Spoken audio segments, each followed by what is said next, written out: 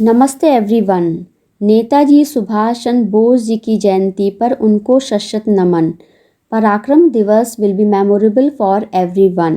One individual may die for an idea, but that idea will, after his death, incarnate itself in 1,000 lives. Thank you very much. नमस्कार। नेताजी सुभाष चंद्र बोस एक महान सेनापति, वीर सैनिक, राजनीति के अद्भुत खिलाड़ी एवं अंतर्राष्ट्रीय ख्याति प्राप्त नेताओं के समकक्ष बैठकर कूटनीति चर्चा करने वाले विलक्षण प्रतिभा के धनी थे। सुभाष चंद्र बोस जी का जन्म 23 जनवरी 1897 में श्री जानकी नाथ बोस और श्रीमती प्रभावती देवी के घर में हुआ था। 1913 में सुभाष चंद्र जी ने कॉलेज की शिक्षा का प्रारंभ की।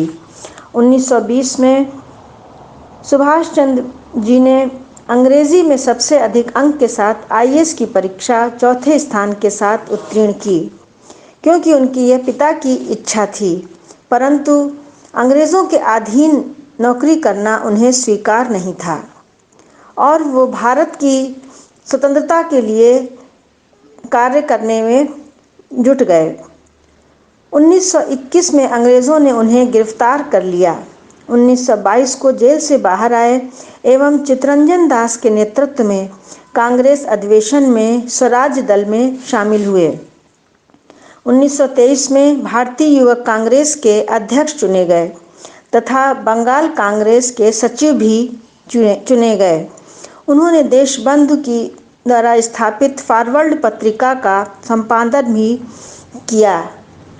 सुभाष चंद्र बोस जी के बढ़ते प्रभाव के कारण 1924 में पुनः अंग्रेज सरकार ने उन्हें गिरफ्तार कर लिया।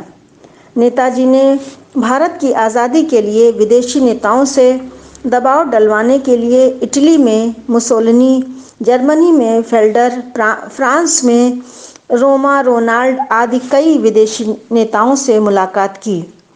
13 अप्रैल 1936 में भारत आने पर पुनः गिरफ्तार कर लिया गया।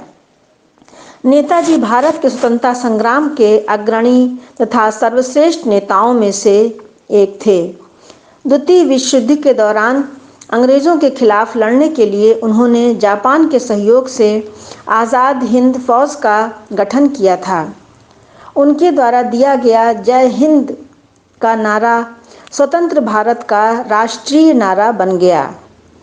18 अगस्त 1945 में ताइपे, ताइवान में एक प्लेन दुर्घटना में नेताजी सुभाष चंद्र बोस का निधन हो गया।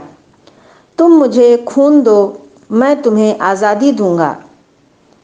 आज भी नेताजी सुभाष चंद्र बोस द्वारा दिया गया यह नारा हर भारतीय के हृदय में उनका एक विशिष्ट स्थान बनाता है। धन्यवाद।